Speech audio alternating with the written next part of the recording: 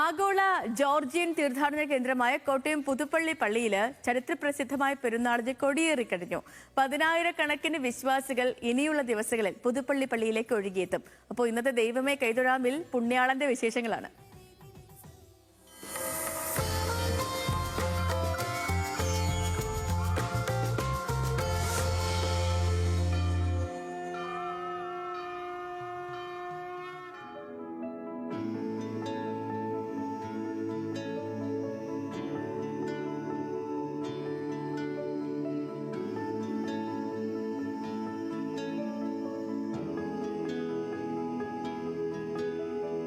പൈശാചിക തിന്മകളുടെ അന്തകനായ വിശുദ്ധ ഗീവർഗീസ് സഹദാ പുണ്യാളന്റെ നാമത്തിലുള്ള പൗരാണിക ദേവാലയമാണ് പുതുപ്പള്ളി സെന്റ് ജോർജ് ഓർത്തഡോക്സ് പള്ളി.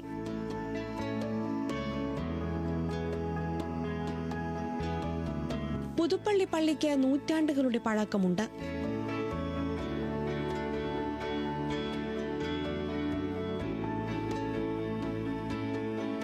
ഒറ്റ നോട്ടത്തിൽ 3 പള്ളികൾ ഒരുമിച്ച് ചേർന്ന് നിൽക്കുന്ന അനുഭവം. ഇന്ത്യൻ വാസ്തുവിദ്യാ സങ്കല്പവും ശില്പചാരുതയും പഴമയുടെ തനിമയും നിലനിർത്തിയാണ് പല കാലങ്ങളിലായി പള്ളിയുടെ പുനരുദ്ധാരണം പൂർത്തിയാക്കിയത്.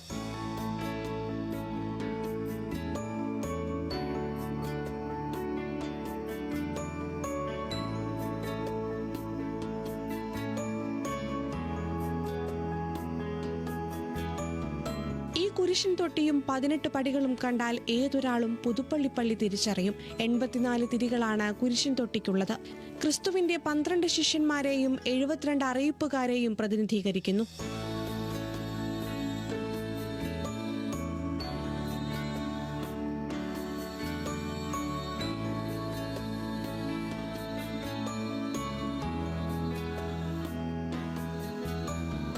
പെരുന്നാൾ ദിനങ്ങളിൽ മാത്രം പുറത്തെടുക്കാറുള്ള 401 പവൻ തൂക്കമുള്ള പൗരാണികമായ പൊന്നിൻ കുരിശും പുതുപ്പള്ളിയുടെ ചരിത്രത്തെ സുവർണ ശോഭിതമാക്കുന്നു. കൂർമ്മ ആകൃതിയിലുള്ള പാദത്തോടു കൂടിയ പുതുപ്പള്ളി കുരിശ് അതിൻ്റെതായ തനിമ നിലനിർത്തുന്നുണ്ട്.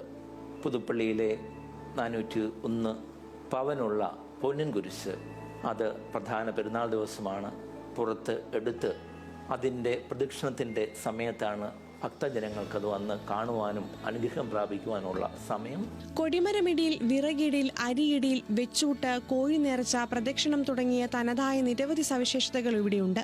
മെയ് 5, 6, 7 തീയതികളിലായി പ്രധാന പെരുന്നാൾ ആഘോഷങ്ങൾ. 7-ന് വിപുലമായ വെച്ചൂട്ട് നേർച്ച സദ്യയും നേർച്ചയപ്പം വിതരണവും നടക്കും. കോട്ടയത്തെ എല്ലാ മനുഷ്യരുടെയും ആഘോഷങ്ങളിൽ പുതുപ്പള്ളി പള്ളിയുമുണ്ട്. പ്രകൃതി മനോഹരമായ അന്തരീക്ഷത്തിൽ പ്രാർത്ഥനയുടെ സംഗീതമുയരുന്നു.